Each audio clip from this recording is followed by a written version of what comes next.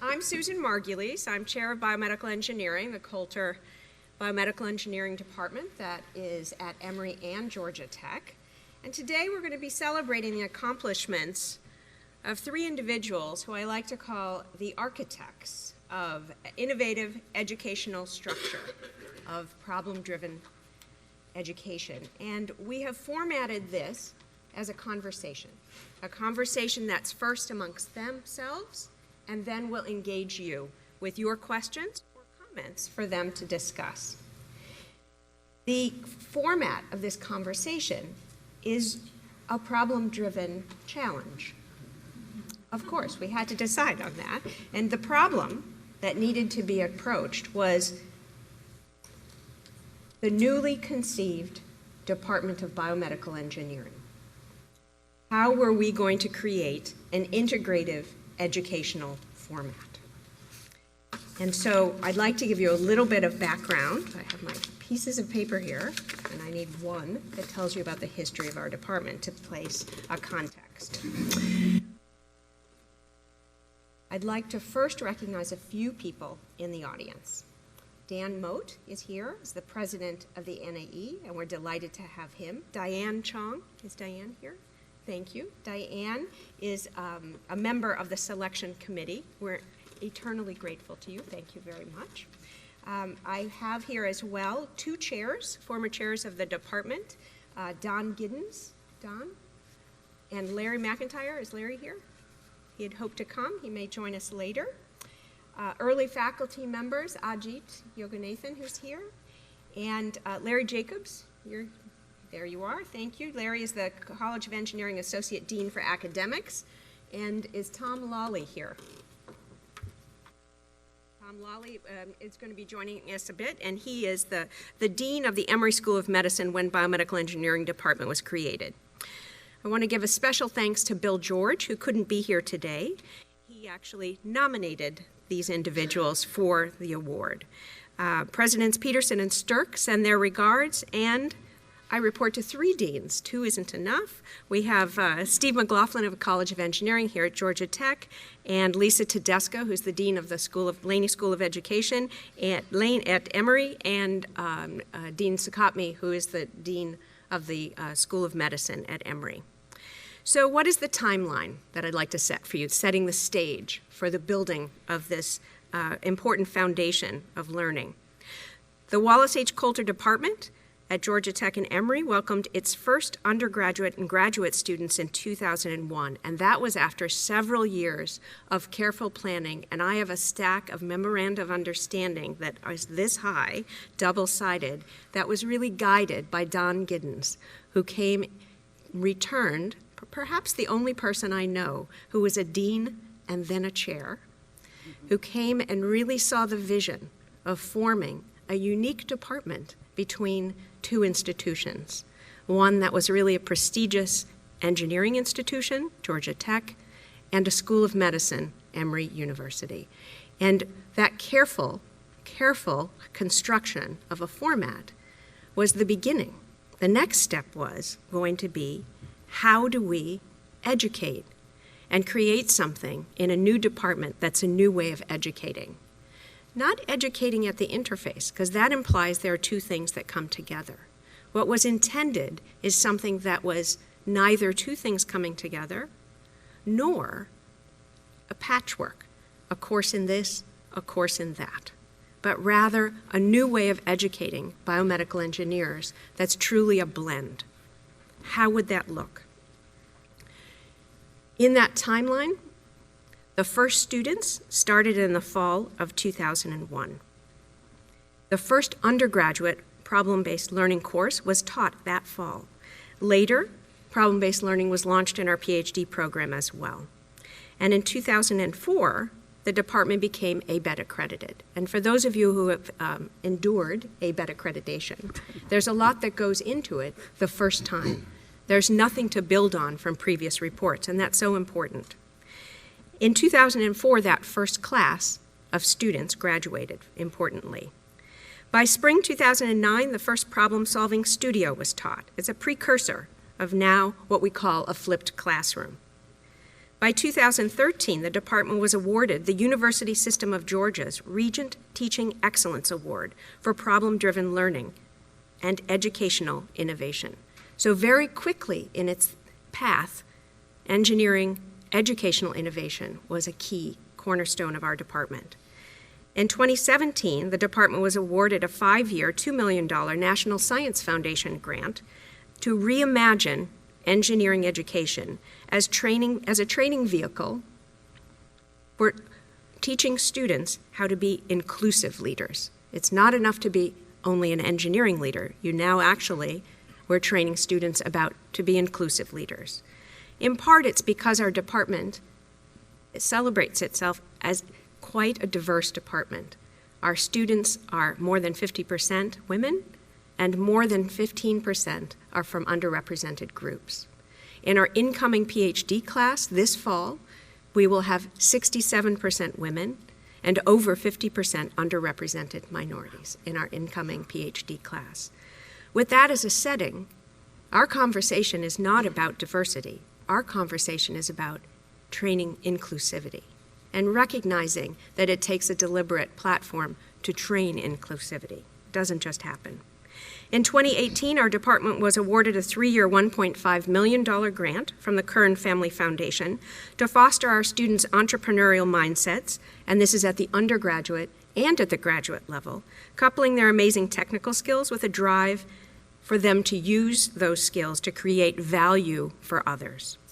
And today, in 2019, the Coulter BME faculty will receive the NAE's highest award, the Bernard M. Gordon Prize for Innovation in Engineering and Technology Education for fusing problem-driven engineering education with learning science principles to create a pioneering program that develops leaders in biomedical engineering. So that's quite a history and a timeline, not just of a department, but a department that is committed to educational innovation. And I want to thank those people here who have both led that but also participated in it. So thank you very much for being here. So the format today is let me first introduce our participants. So Wendy Neustetter, sitting front and center. Wendy is a founding member of the Wallace H. Coulter Department and the Assistant Dean for Educational Research and Innovation in the College of Engineering. I'm busy wooing her back to the department. She is beginning to consent. Joe Ledoux. Joe Ledoux is the Associate Chair for Undergraduate Studies and an Associate Professor of the Wallace H. Coulter Department. Paul Benkesser. Paul is the Professor and Senior Associate Chair of the Wallace H. Coulter Department. And I want to take a moment for all of us to congratulate these people on their achievements.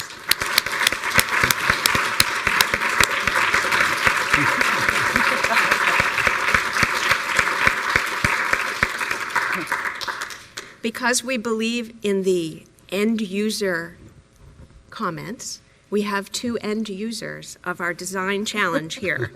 Angela Gill Nelms, who is the Chief Operating Officer of Florence Healthcare. Angela is the class of 2007 as an undergrad here. Welcome, Angela. Welcome back. And Arun Kumar is an orthopedic surgery resident at the University of Florida and at Mayo Clinic, Jacksonville. And he's a biomedical engineering class of 2014 and an Emory School of Medicine class of 2018, a double alum. Thank you. Okay. All right. So today, we're going to have a conversation. And we have a slide. Thank you very much. So the conversation is really discussing the problem-driven challenge for our new department that was created in 1997. How do we create a truly integrative educational format? So we're going to go through the problem definition, the constraints and resources, the solution optimization, and the end user evaluations. That's our format today. And then we'll open it up for all of you to be able to make comments, have questions, and kibitz a little bit about how you think we've done. Okay, problem definition. Wendy, you're the recipient of this challenge.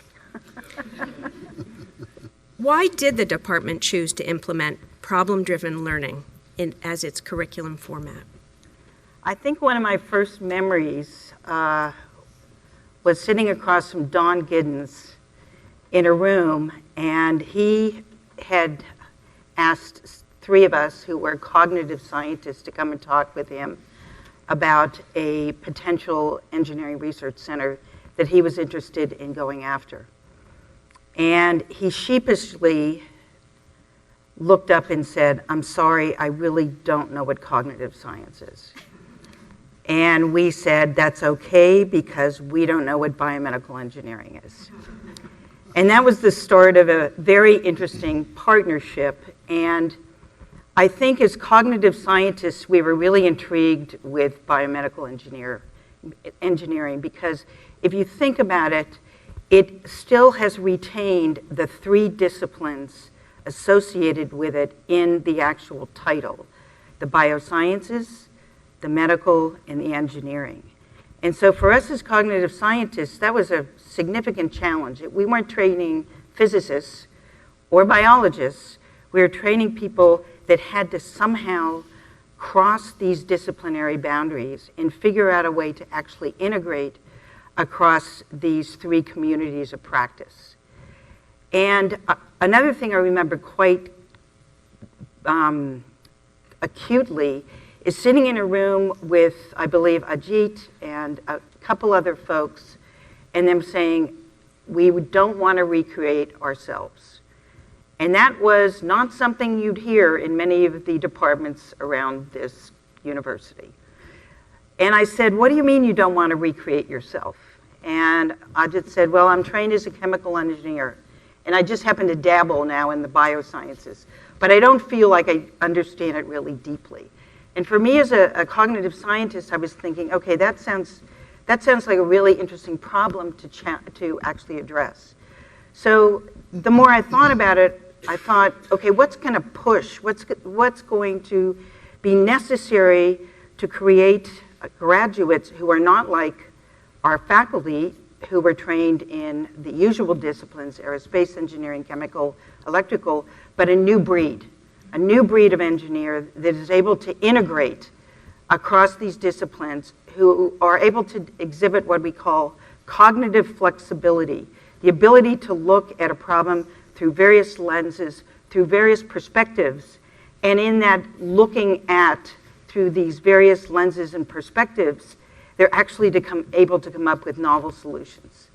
So from the very beginning, this idea of integration was clear. And one capstone design course, for those of you not engineers, that's like one experience before you graduate.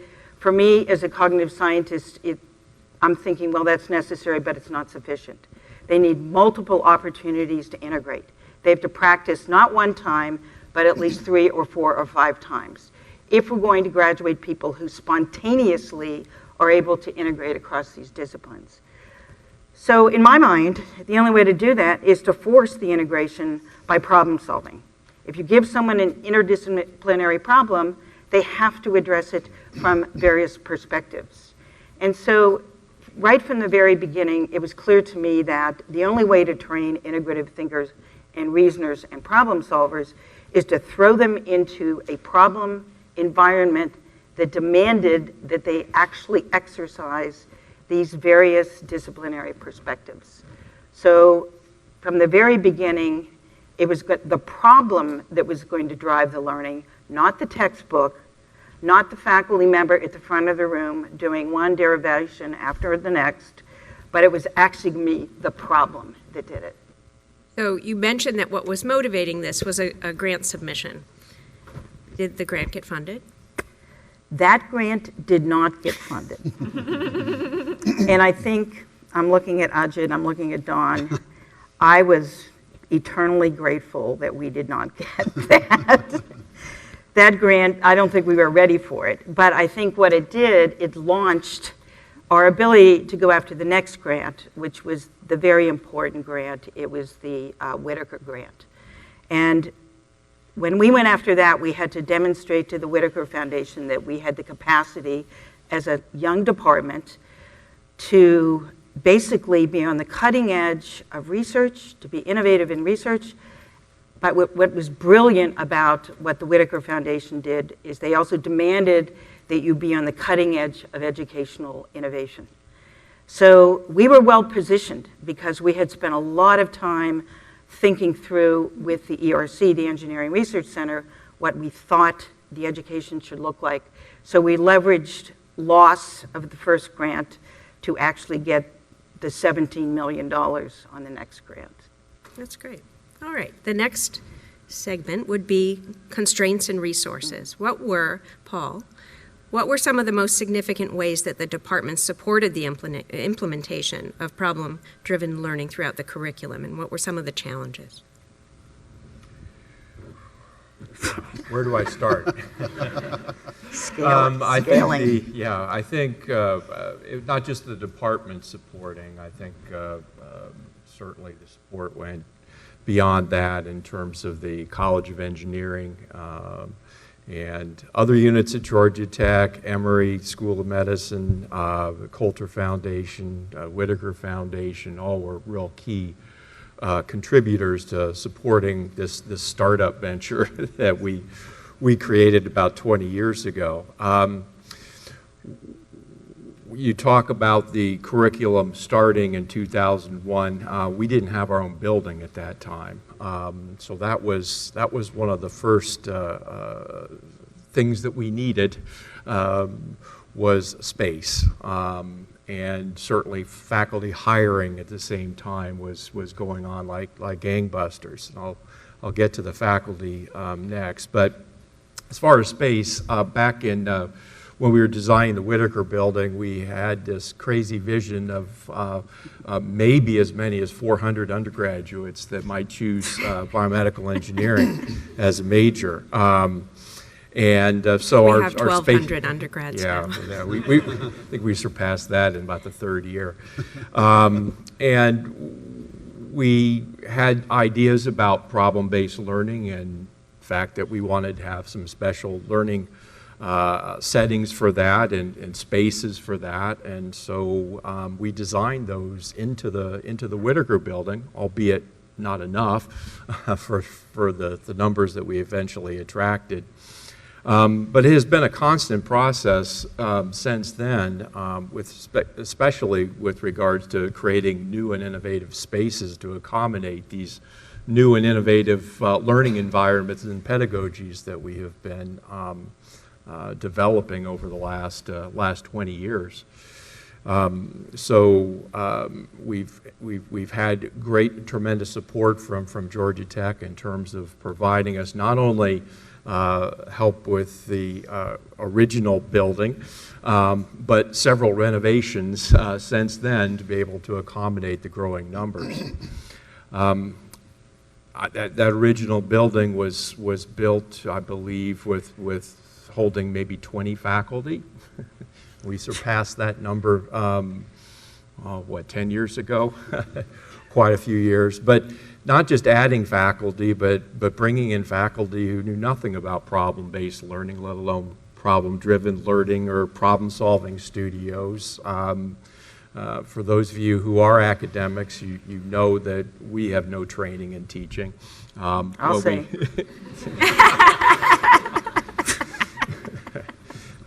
Painfully true. But what we do have, and what was very special about this department, literally from day one, we had a sort of an esprit de corps. We were all in this thing together, starting developing these new pedagogies. There was a kind of shared feeling of dread every time we tried something new, but that really required us to develop systems and have systems in place. When we added new faculty and hired new faculty, we had mechanisms to help them learn about these new pedagogies and to jump in to this pool with us and have some fun with it. And I think just earlier this week we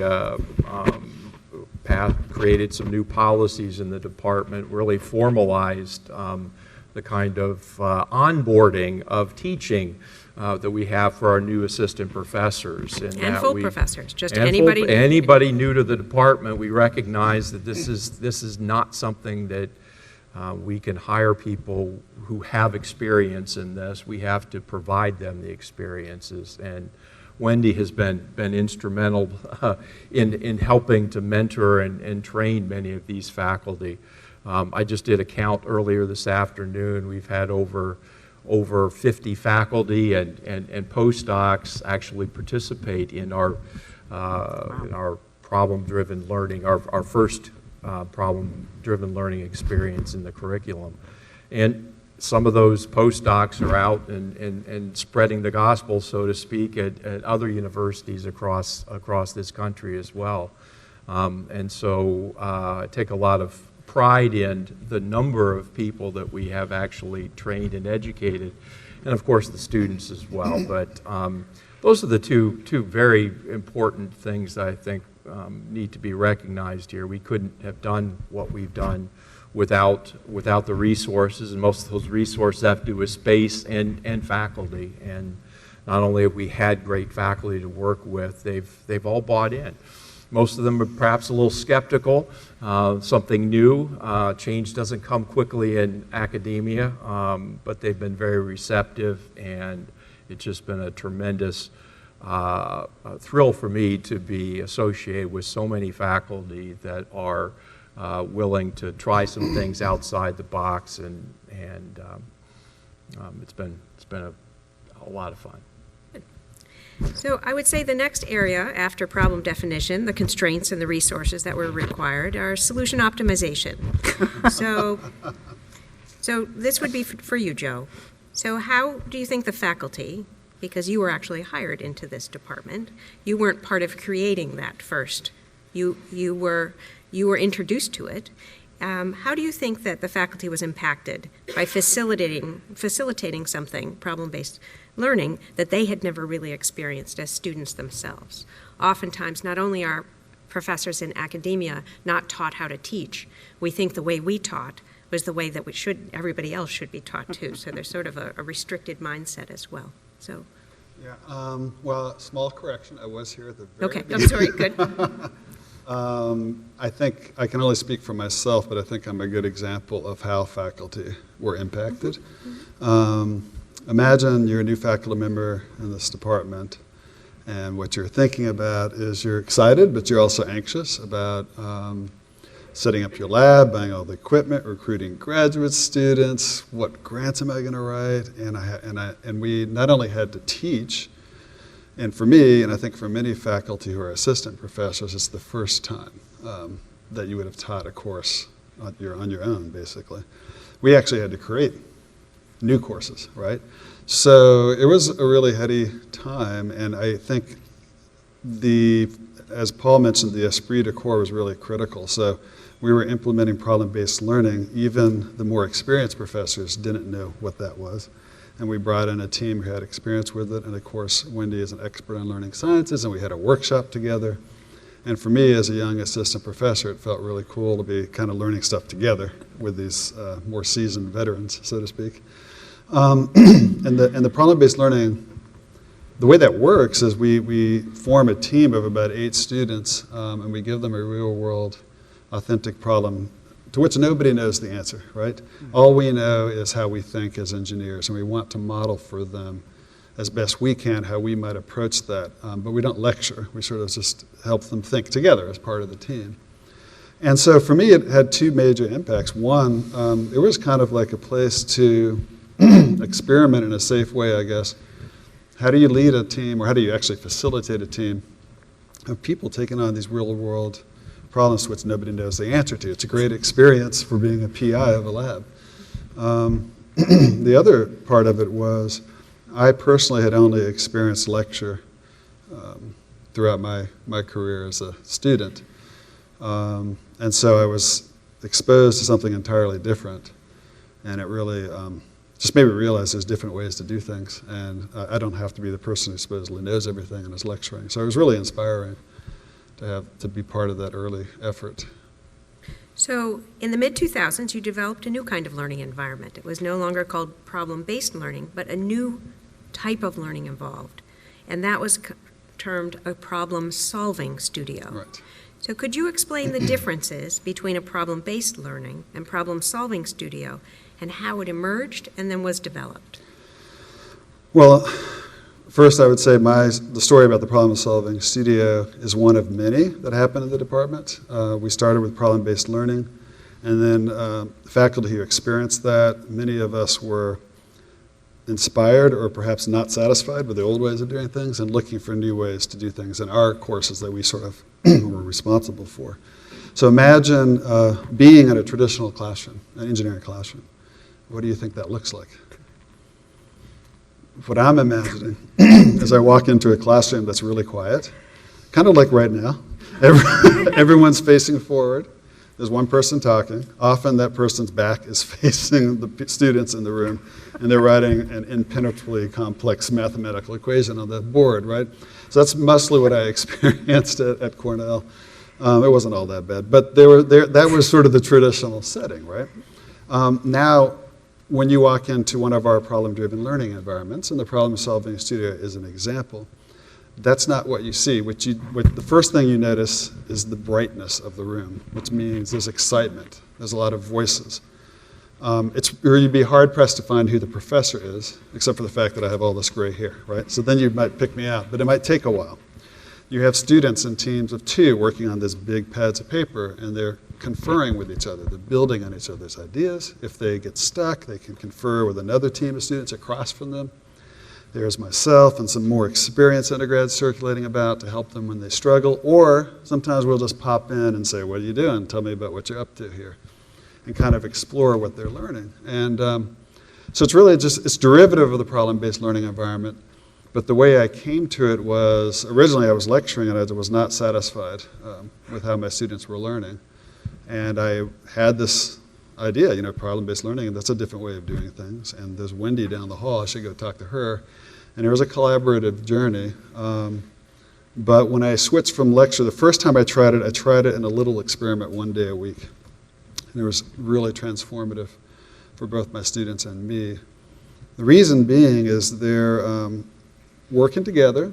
It's a safe place. They're not being evaluated on what they know or don't know. They're getting feedback from me, but I'm also getting feedback from them. Instantaneously, I can see, wow, okay, now I see what they're confused about. I need to explain this better, or maybe provide them with this other problem, and so forth. So that was the beginning. So the next year, I abandoned lecture and went all in on the problem-solving studio. So that was 2008 when I tried the little one. And then, people would visit and observe. We would swap ideas. It began, different forms of this were adopted in the department, elsewhere in the college. We actually are going to give a workshop, a national workshop in August on it. And there were other forms, not just the problem-solving studio, really creative things done. I think Bala is here somewhere doing spectacular things in his laboratory course. There are really interesting things done in physiology courses. They're doing case-based studies. Kyle is back there doing great things. So it really is an esprit de corps. It's a culture in our department of trying to think of new ways to help students really enjoy and be engaged in their learning. So now, here we are in 2017 and 18, applying for grants to take this further. I mentioned the National Science Foundation grant to train inclusive leaders.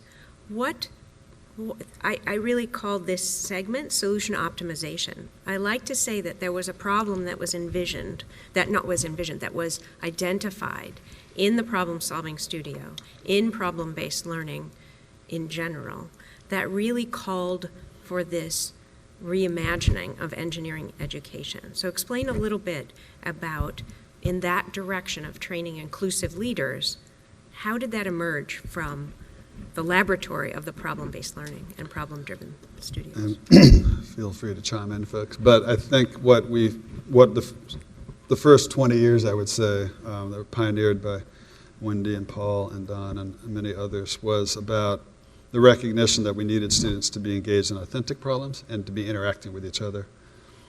And but the primary emphasis was on the fact that this is really good for their learning. It's the cognitive piece. And that's true, but what we've found is that to fully realize the potential of those learning environments, there are extra challenges involved.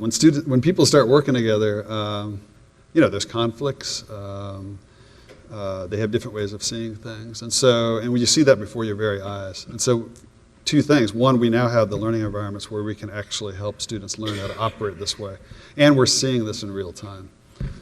So it's really this next generation of grants, and one thing that I would say that's really exciting about this is we had one Wendy for many years, and now we have a whole team, some of who are here today, social scientists, learning scientists, experts in higher education.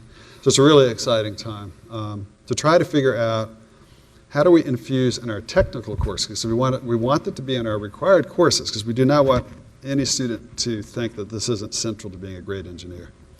We want to figure out how do we not only teach them the technical skills, which is critical, but we want to sort of amplify that by having people who graduate who are seeking to form diverse teams of people from either different disciplines or backgrounds or perspectives, and to be able to really work with them in an effective way. And we're fortunate to get funding from the National Science Foundation to try to figure out how to do this well. And the other grant is about helping our students foster an entrepreneurial mindset, which is really about not just giving purpose to your technical skills. How am I going to create value for others? And part of that is actually we're helping them reflect on their significant learning experiences, so that when they graduate, they can tell the story, basically, of how they've developed into engineers who can make a difference in the world. So we're just getting started on those. We have a great team to help us figure this out. So it's exciting times. So that's a perfect segue, because that narrative actually is one that reflection is one that we really think it would be important to hear from our two alums who are here. So you're the end user evaluations of this product that is ever evolving. So the question that I'll pose to each of you, first to Angela, our department's goal is to empower students to be agents of their own learning, who are fearless in the face of complex problems. Did we succeed in you?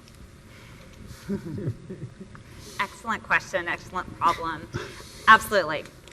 When I remember a few years ago when I received a request to discuss my experience at Georgia Tech. And since then, when I talk at Georgia Tech and other areas, I comment on what are the major takeaways. For instance, if Georgia Tech stopped doing everything, or biomedical engineering stopped doing everything, what would be the one thing that I would really have a heart attack over? And it would be problem-based learning, for sure. And I look back at the day when I started early in the department, and I was a single mom. I had a 2-year-old. I did not feel, if you want to talk about being diverse and whatnot, I did not feel, at that point, all of my colleagues were 18 and 19-year-old, fabulous, brilliant kids, and here I was 28, 29, something like that. And I remember distinctly walking into problem-based learning with Wendy and the first couple of problem sets, and how much of an impact it made on me just then, being able to feel as if I could immediately become a part of the solution of some problem. For years, when the freshmen would come in and I would talk to them about what they would learn in biomedical engineering, I loved the phrase, you're going to learn how to work on ungoogleable problems. You can't go out and find the answer at all, right? And so I took away from that 4 key things that have been incredibly useful to me in my journey from the days when I graduated at Georgia Tech to where I am at now. The first one was to really throw it all out there. And one of the items that I loved about the PBL rooms is they were just these whiteboards, all 4 walls, right? And you would encourage your colleagues to just throw out the craziest idea. It doesn't matter. If you want to throw out that you think the sky is purple, just write it on the dry erase board. No one's going to laugh at you. And that was great, because it really brought out some of that inspiration and some of those things that aren't carbon copies from somewhere else, right? And that's what's needed for those ungoogleable solutions. And so throwing it all out there brought a voice or provided a voice to every member of the team. Now that's really important because when you think, we've said for years before that, right, for as long as time, well, everyone has to learn how to play on a team, right? We're gonna do kids sports so they can learn how to play on a team, or we're gonna do projects together. And how many of you have done a project and know what the 80-20 rule is, and you were the one doing all the work, okay? Well, that in many areas is a standard, and the challenge with that is that you can get by with that, but it's not successful if you're gonna actually want to be the leader who is gonna build the future, okay? And that's what you're passionate building, leaders, inclusive leaders. And so you can't be in the part that doesn't do the work. Well, in PBL at that time, you had no opportunity to be that person. I mean, you had a facilitator there who would very quickly realize that you were the slacker in the room and not doing anything. And that was great, okay? That was really phenomenal. And so we're throwing these ideas out there and we're coming up with our solution. Of course, we're Georgia Tech students, so we are competitive. And I recall the first time we all did presentations and all the groups would present. And then it was really an eye-opening experience because when you come to Georgia Tech, you are the best of the best from where you came from. And now you're suddenly surrounded by other people who are also the best of the best. Guess what? Someone's not going to be the best of the best. And so you're seeing these presentations and you suddenly realize, wow, that group over there totally nailed the problem. I never even thought of those ideas. And that was so amazing. Well, then what we would do, which I love, is we would then debrief. We would sit back and say, how do we communicate well? How did we let each other down? And that full circle of let's look at a problem, let's figure out how we're gonna dive into it and look at it. Let's present it and present our solution and be confident in it.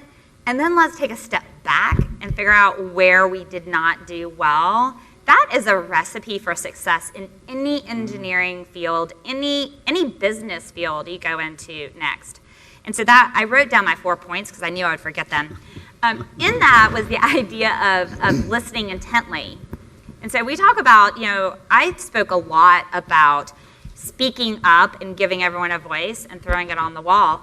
But additionally, there have to be individuals who shut up. Each of us have to be those individuals who shut up and listen. And not listen for the solution we want, because that's Googleable, right? I mean, you can type what you want into Google and get it to give you the response you want. Okay, there's lots of research on that. So instead, listen with the open ears and hear and say back to the person, is this really what you meant, or should we do this? So listen intently was really awesome. Evaluate thoroughly. Okay, so this is a little bit of, I remember the very first presentation we did, and I don't think we did a great job at all. And that really hurts me because I really want to be the best of the best. And I know somebody else was. And I thought about it, and that other team really evaluated it much more thoroughly than we were. And it was eye-opening to realize that we had kind of cut some corners and slacked off a little bit. And so we had that justification.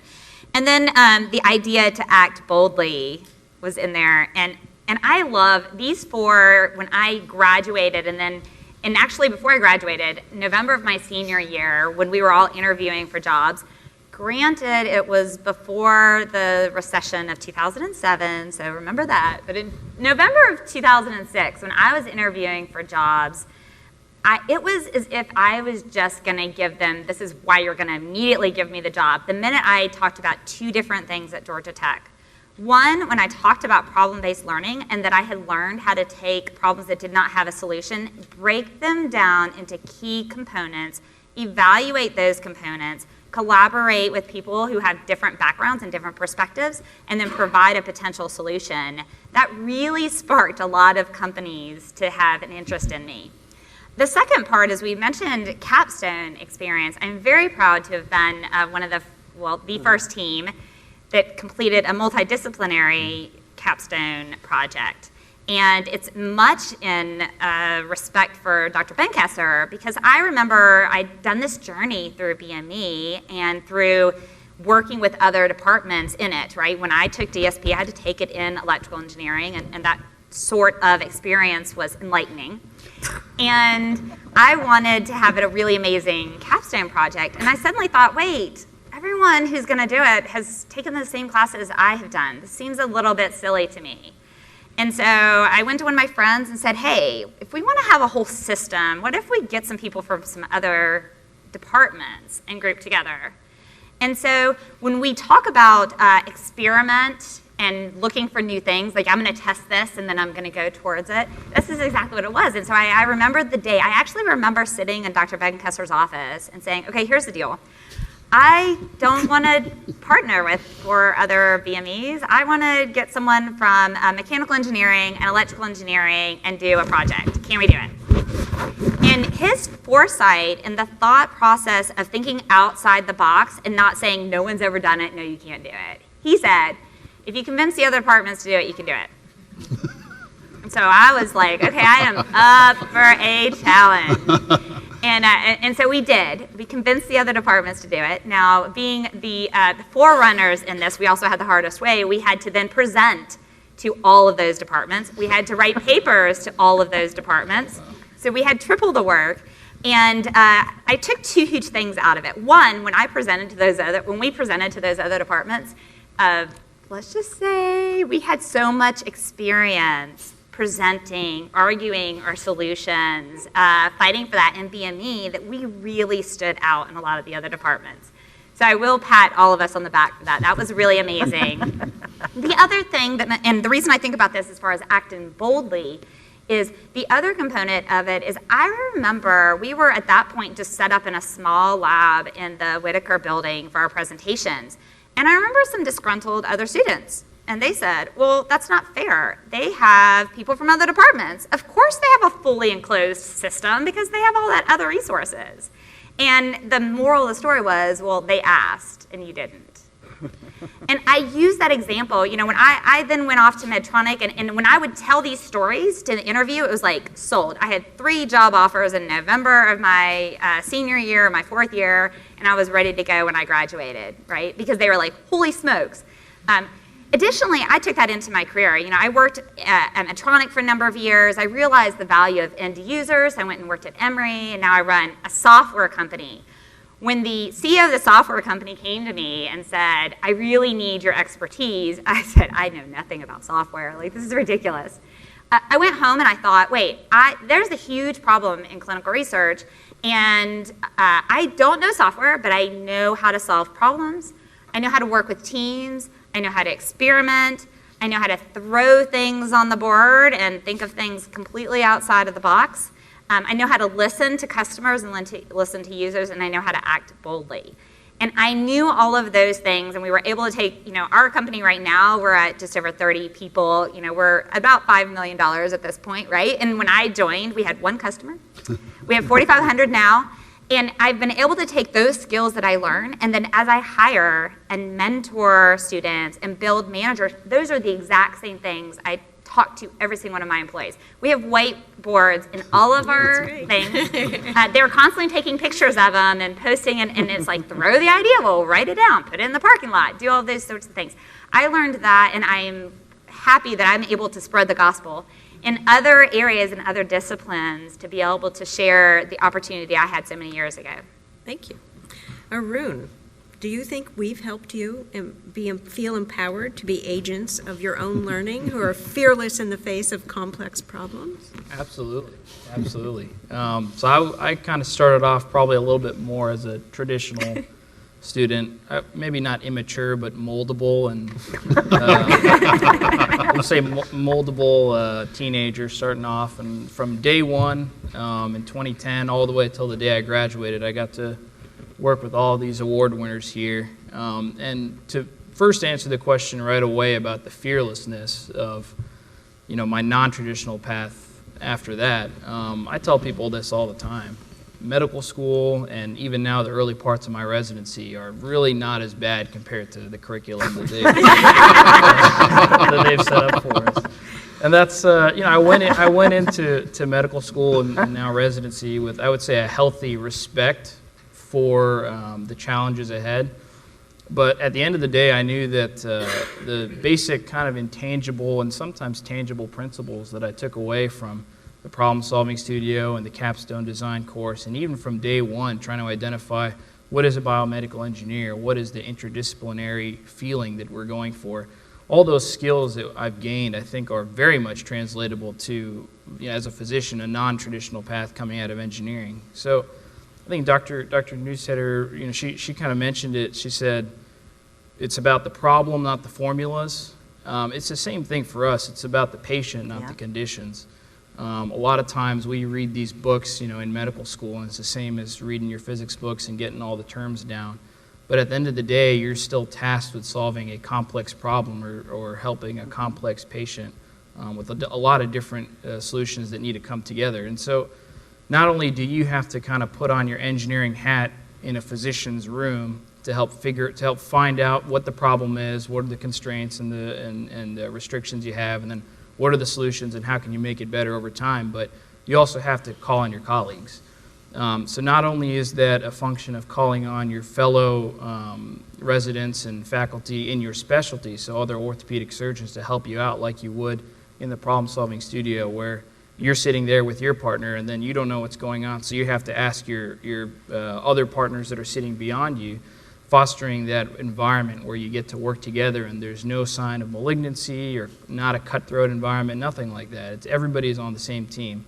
But also from an interdisciplinary standpoint, there's no one patient that has just one problem that a surgeon can fix. You got to have your anesthesiologist on board, your cardiologist, so many different specialties. And it's the same thing from our standpoint in the physician side, I think, as it is from an engineering side, where maybe you need to have the people who are experts in software and mechanical engineers and electrical engineers, and then at the end of the day, you definitely need to have your biomedical engineer on board to help get everybody on the same page. And so again, from a fearless standpoint, I knew I had the skills right away when I graduated, that regardless of what specialty I ended up in or what route I took to get there, that I would be ready for the challenge. And so absolutely no fear. And that's definitely thanks to standing on the backs of giants who helped start from a student standpoint from 2007 and beyond, as well as these award winners here who've helped mold, I think, the best department in the world, regardless of who you ask.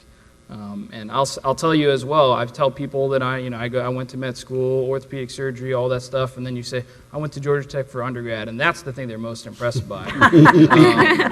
So telling people that you're a biomedical engineer from Georgia Tech that's probably the best compliment you could give yourself, and that's probably one of the things I'm most proud of. Wonderful. So we'd like to open up to your comments, your questions, your challenges. Yes. Steve. Sorry. I knew, I've been working the dean's office for a while, and you and I have had this conversation for about 10 years now. It's been 20 years since this concept was nurtured and blossomed in a quiet and more common throughout the college. And that was getting better. And what have you done to do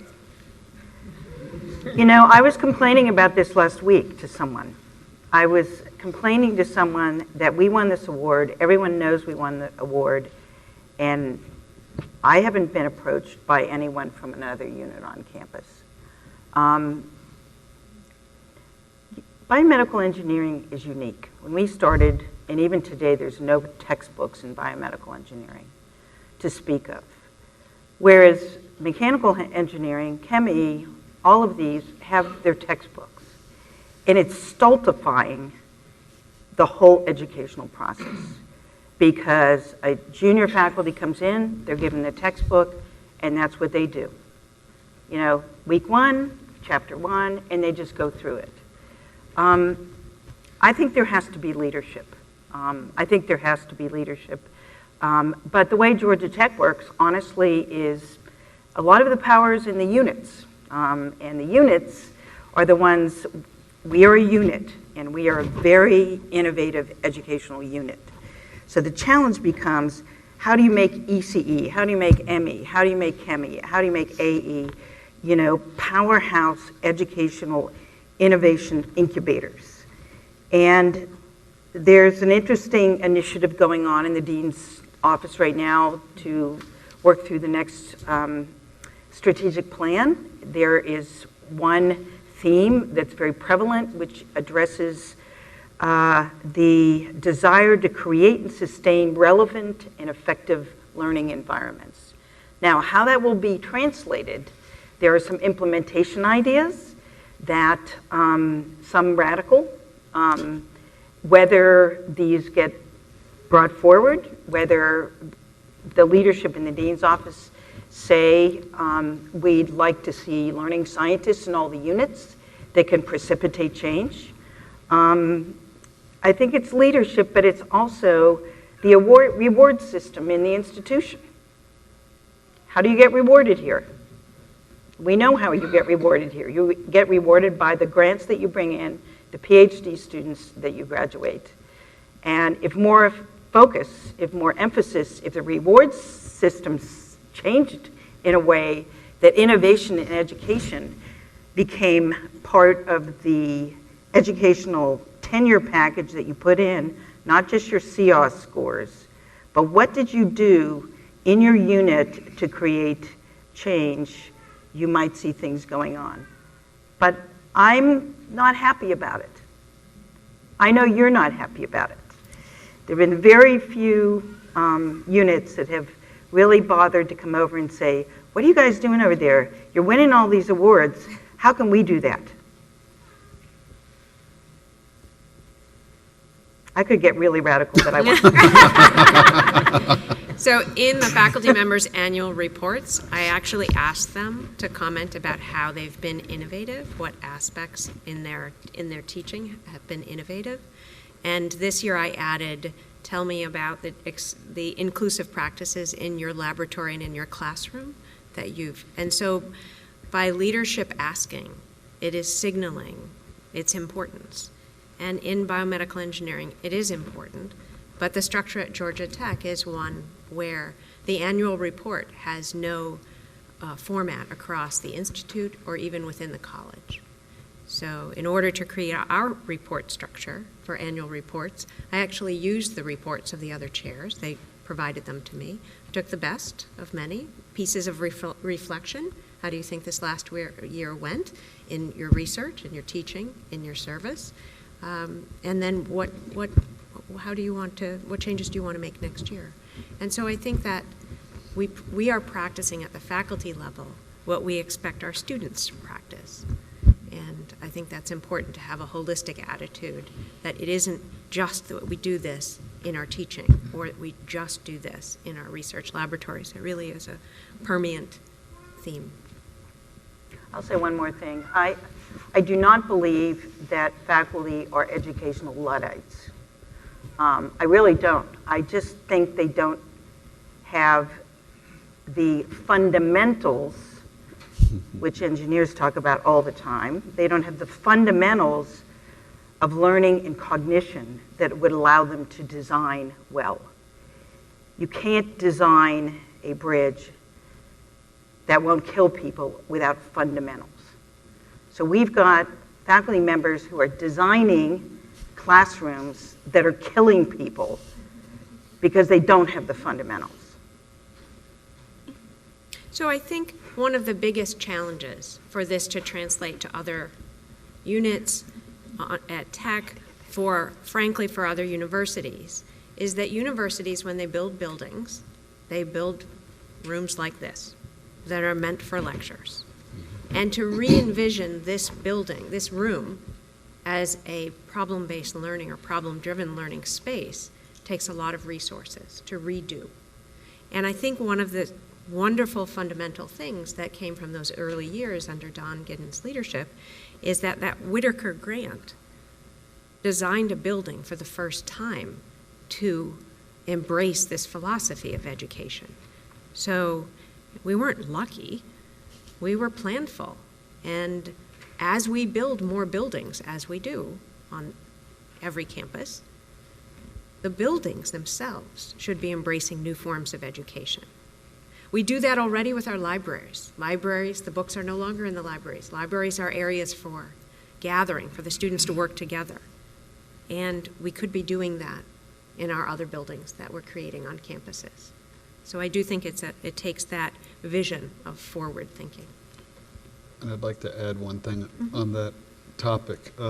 Back when I first tried the problem-solving studio, so we had 50% of our space set aside for problem-based learning before problem-based learning had ever been used in engineering. So that's truly visionary and bold. However, we did have some traditional classrooms. And I tried to enact the problem-solving studio in a traditional classroom where all the seats were lined up facing forward. It didn't go very well. Did not work. And it was my first lesson in the power and importance of space. Yeah. And but fortunately, again, another bold move is we hired a learning scientist. Again, something I've never heard of before in an engineering department. I literally walked out of the classroom, and there is data to show that many professors try innovative things, but they often give up because it doesn't work, and they don't have anyone to talk to figure out what went wrong. I talked to Wendy, and she said, well, why don't you see if you can hold your classroom in the design studio downstairs? And I said, there's a Where's design that? studio downstairs? My office was in the other building. But okay, so and then here's where the sustained leadership comes in. Again, Paul and Don and so forth. Yeah, sure, you can hold it down there because we're not using it most of the time. This is when we're still kind of small. And I held it down there, and there was many differences. There was tables and chairs on wheels. There was carpet, so the sound was sort of dampened. There was places to tack things up on the wall. There was whiteboards. It was like night and day. And all of a sudden I thought, well, I'm on to something because the students were totally into this. Then, 2 or 3 years later, as we were exploding in size, I got the bad news that the design studio now had to be only used for the senior design class. And I was like, well, I said, Paul, I cannot Who go kicked back. you out of that space? He kicked me out, but he had a good reason. And here's the real, the turning point was like, I cannot go back to this class. It's going to destroy the problem-solving studio. So Paul and the department paid to re-outfit the 25% of the remaining classroom space. In our whole building, we only have one lecture-based room. Yeah. And so that was, again, a huge endorsement, support for faculty trying to do things. And I will finish with when Georgia Tech Planning saw this 3 or 4 years later. Yeah. They said, wait a minute, you're not supposed to do that without our permission.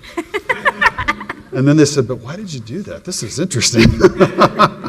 So it was just, and there's been support throughout, a continuous and sustained support for innovative faculty from day one. And there was a tone that Don set. And I think it is an advantage over the other departments who have been around a lot longer.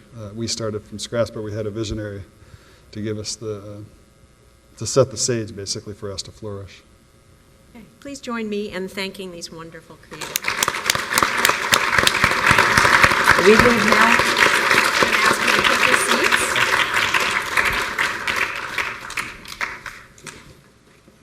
So now I'd like to introduce the president of the National Academy of Engineering, Dr. Dan Mote, for our Gordon Prize award presentation. So I'm impressed by your leadership, Dan. My goodness, you have had problem-based learning. So first, you were elected to membership in the NAE in 1988, but then that was not enough. You wanted to get involved in leading the NAE, and I'm very impressed in the ways that you've led. First, as a counselor, 2002 to 2008, the treasurer from 2009 to 2013, and now you're the president for a 6-year term, and you're just coming to the end of your 6-year term. So we're delighted to be one of the last things that you do as president. This is a wonderful and precious moment, actually, for us.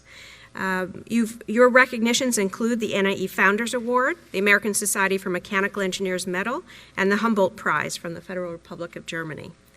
You're an honorary fellow of many societies, but including, and very importantly, the American Society for Engineering Education, which is, of course, to me, signaling the importance that you've placed on education, not just as an NAE member and as the president of the NAE, but throughout your life. You don't be elected to that society as membership for just feeling like engineering is important. This is an active, you have to actively demonstrate.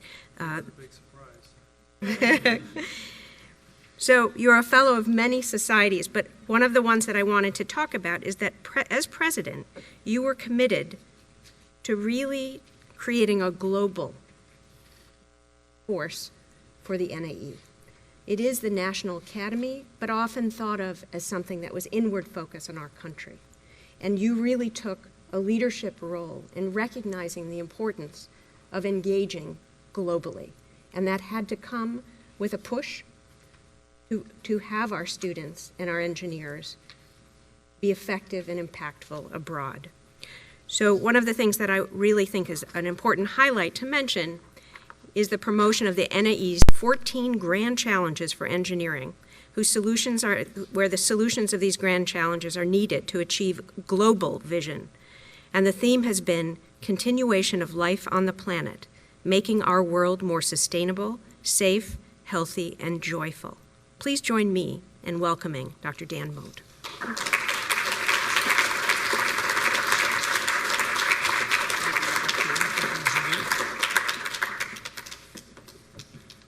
Susan, thank you very much for that very generous introduction. I should say, back in '88, when I was elected to the Academy, Bob Durham is sitting here. He and I were in the same class, along with Ward Weiner. And we still are pals to this day. So it's not a bad place to belong to. Your friends stick around. And I thank you very much for the presentation of your program, of the winners program. So it's really a good education, and now I see exactly why you won this prize, why you stood out so much. It's really quite impressive, and I'm looking forward to hearing how the program is actually being replicated in other universities and educational institutions around the country, around the planet for that matter. That's what we're all looking for these days, since engineering is a global enterprise. Every engineer that graduates today is going to work globally. Even though this is a general truth for the world, every country educates its students to work in the culture of its own self. But everybody knows that every engineer that graduates today will work internationally in other cultures. So somehow or other, we haven't quite figured out, why don't we educate people to work internationally when, in fact, we know they're going to work there? And this is something that's slowly coming around.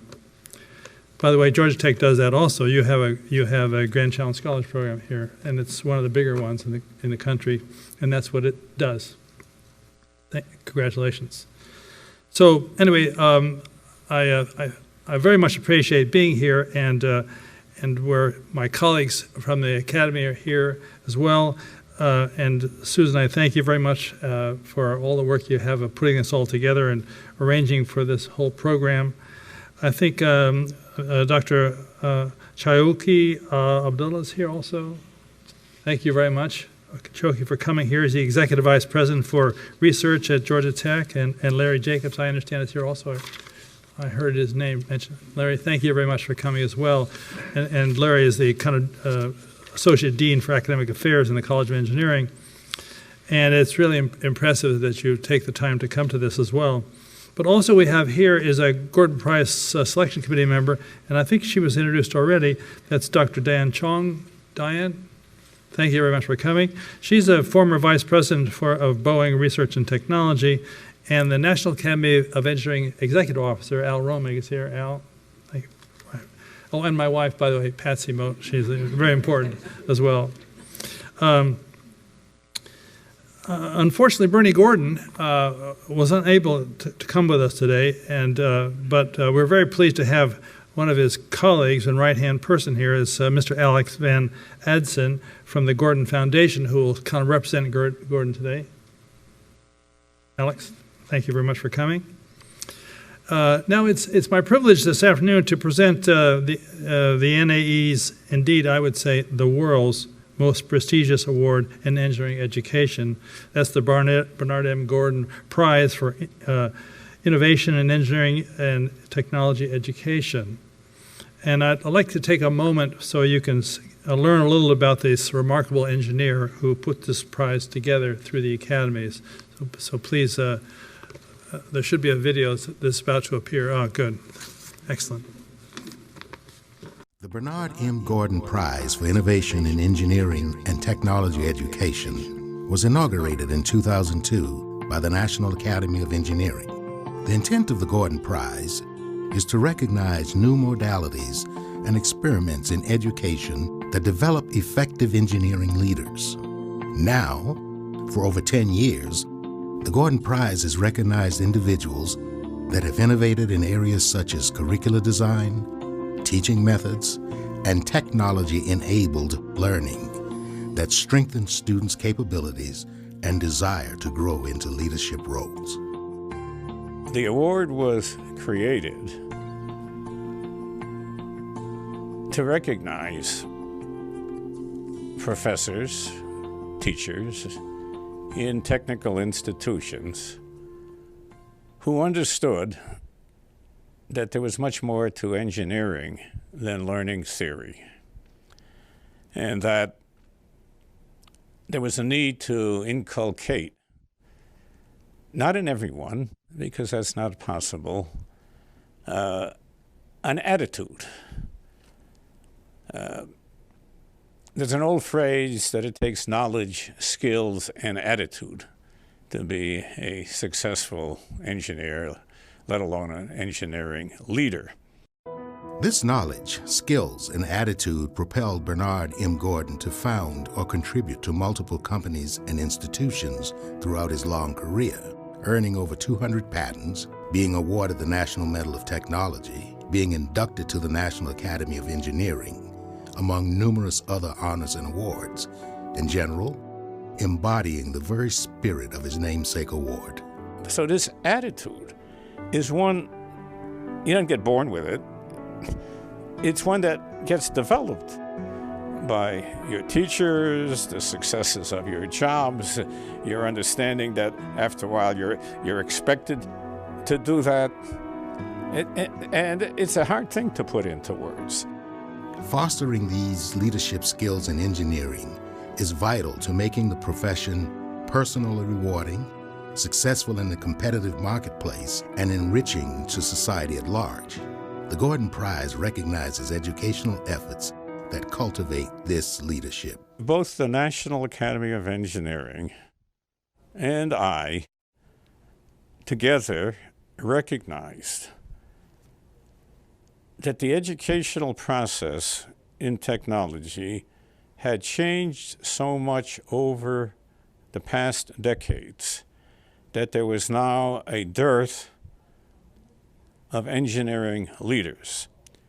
It does not take a large percentage of engineers to be leaders. It's about the same ratio as a platoon leader to a combat platoon, 1 in 20. If you can get 1 in 20 engineers to have the capability, the desire, the will to be the leader, you increase the productivity tremendously. It's not about academic achievement, it's about industrial, real world, turning out products that society needs that will enhance the economy of the United States. These leadership qualities are critical to America's competitiveness in the 21st century. The teachers and educational approaches that are recognized by the Gordon Prize are an immense service to the engineering community, to the engineer as an individual, and make the world a better place for all. Bernie Gordon, and you probably see some similarities to some of your thinking as well. So now, ladies and gentlemen, please welcome to the podium Mr. Alec Van Adsen, who is going to say a few words about the prize from representing Bernie Gordon. Alec?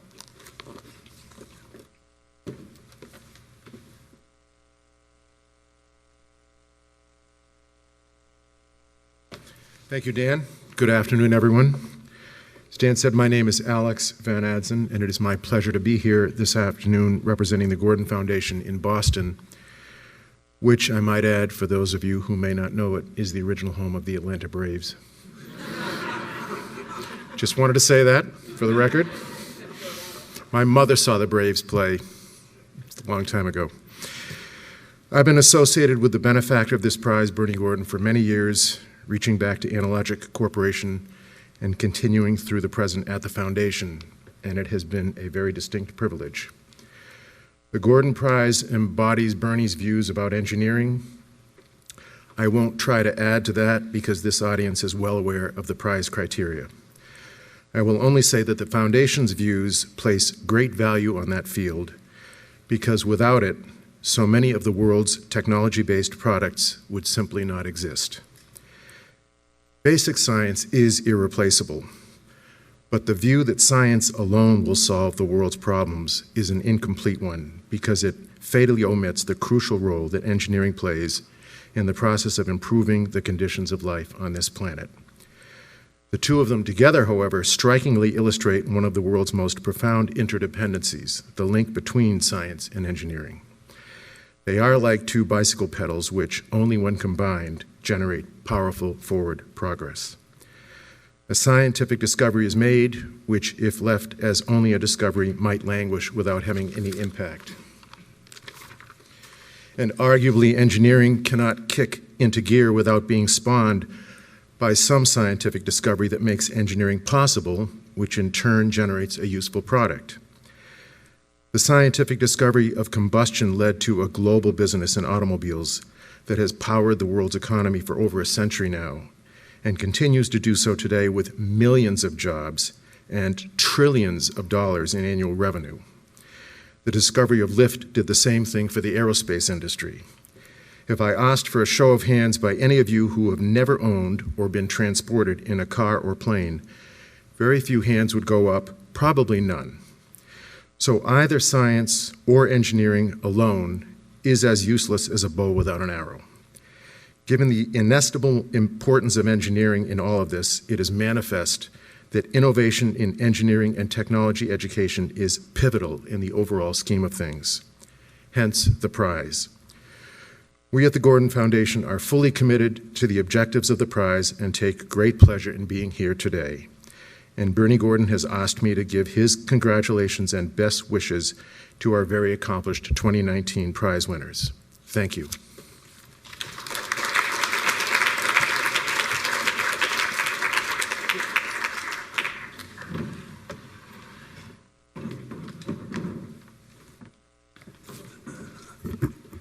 Thank you, Alex.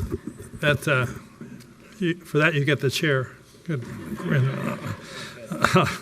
So before we actually present the prize, I'd like to give you a little information about it so you know how it goes together. The stipend for the Gordon Prize is $500,000 in cash award. One half is granted to the recipients and to be divided among themselves. You can fight over it. And the other half is granted to the institution to support the continued development, refinement, and dissemination of the recognized innovations. So the recipients also receive a commemorative medallion and a certificate to go along with it. In addition, the recipients are invited to present a premier public lecture during the National Academy of Engineering's annual meeting in Washington, D.C. This October the 6th, and I certainly hope that one or more of you can come there to do so.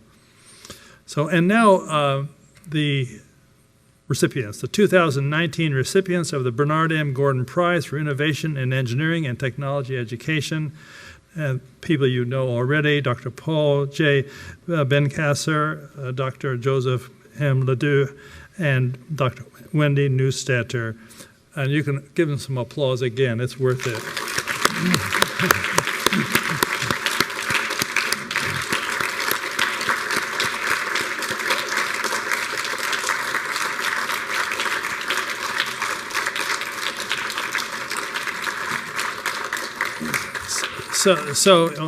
I think they can be seated, can't they? Yeah, they can sit down. Please be seated. Make me nervous.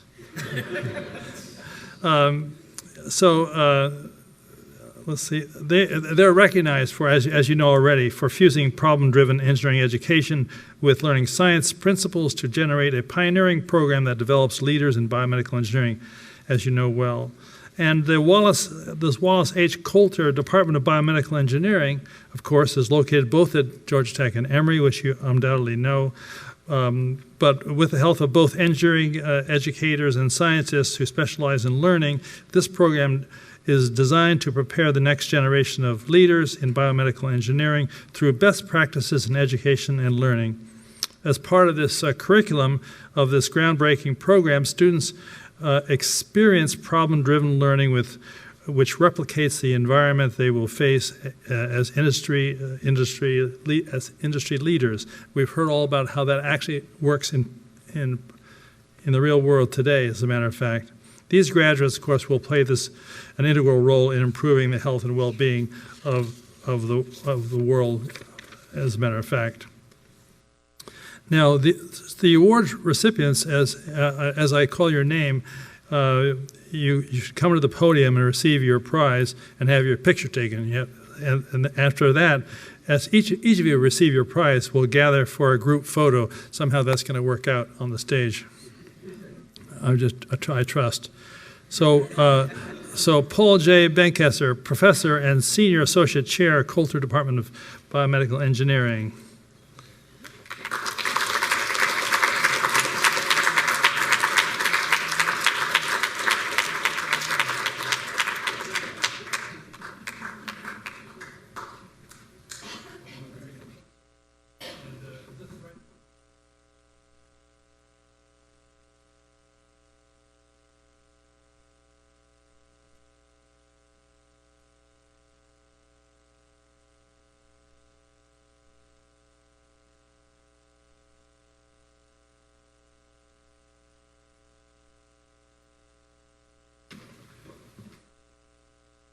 And Joseph Ledoux, Associate Chair for Undergraduate Learning and Experience. Joe?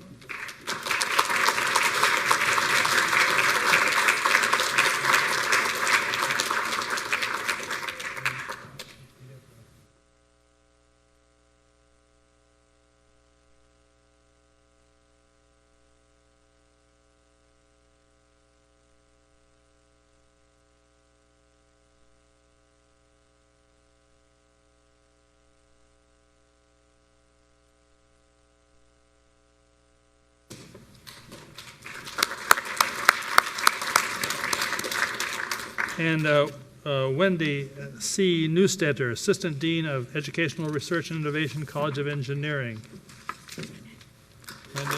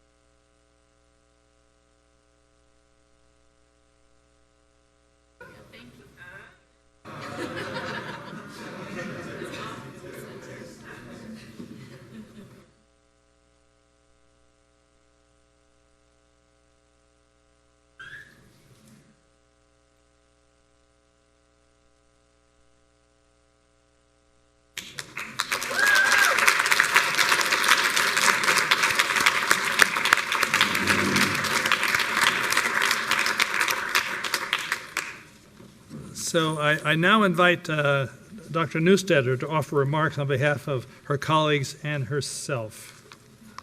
Wendy?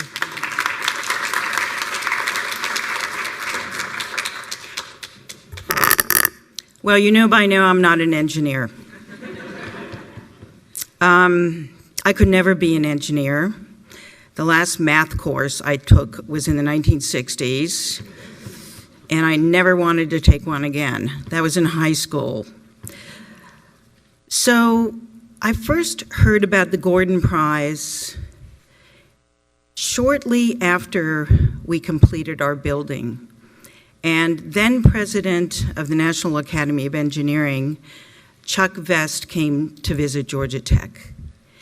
And at the time, Don Giddens, our inaugural chair, was touring Dr. Vest through the building and stopped at the PBL rooms and took him inside these unremarkable 10 by 10 rooms with writable walls to the ceiling and proceeded to explain to him why we spent 50% of our instructional space on what looked like closets of one kind or another and what was going on in these small environments. Well, Dr. Vest was so intrigued with what we were doing pedagogically that he said, I think this is worthy of the Gordon Prize. And Don shared that with me, and not being an engineer, I had no idea what the Gordon Prize, and I probably did not know what the National Academy of Engineering was. So I looked it up, and I saw it was this very prestigious award. It seemed unreachable. I had no idea how we would go after that. And for many years, I ruminated about how could we possibly achieve such a prestigious recognition.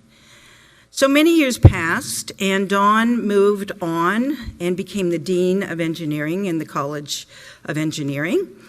And we had another discussion about this. Wouldn't it be nice if biomedical engineering was recognized for the outstanding educational innovation it had achieved?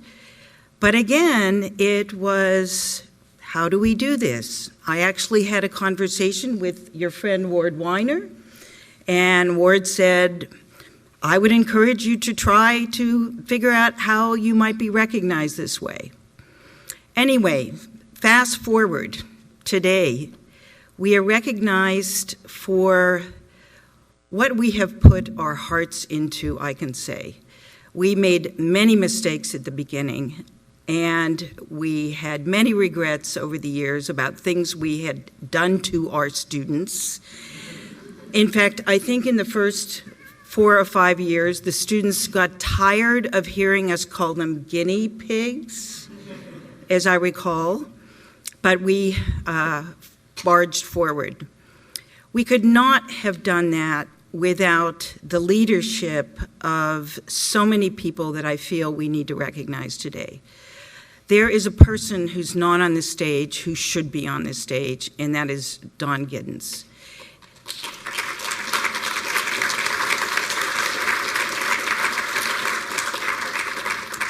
Without his leadership, without his support, without his putting up with our educational shenanigans, we would not be up here today. In fact, I remember when Don agreed in the early years to actually be a problem-based learning facilitator, and I remember him feeling totally inept. And I kept saying, Don, it's just like running your research group. Think of your research group. Run the undergraduates like a research team. And once I said that, he was off and running.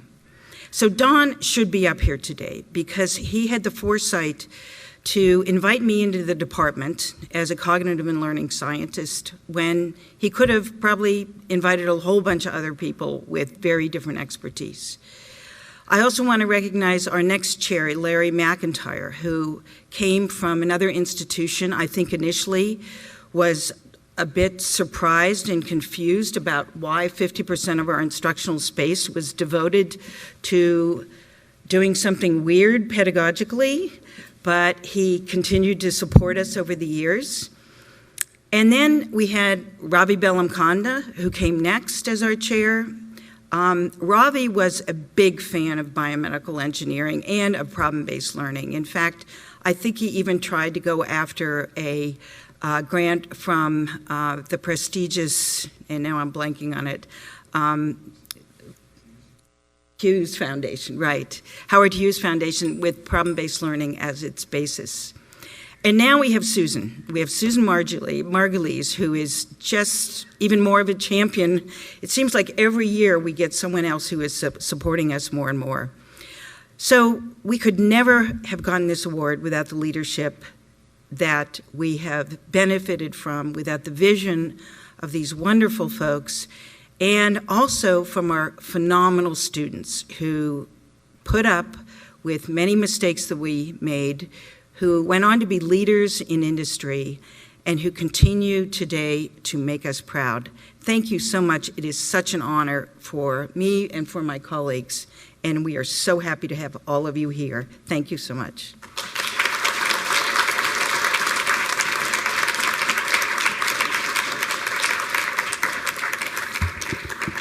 Well, Susan, Wendy, thank you very much for your remarks, and you and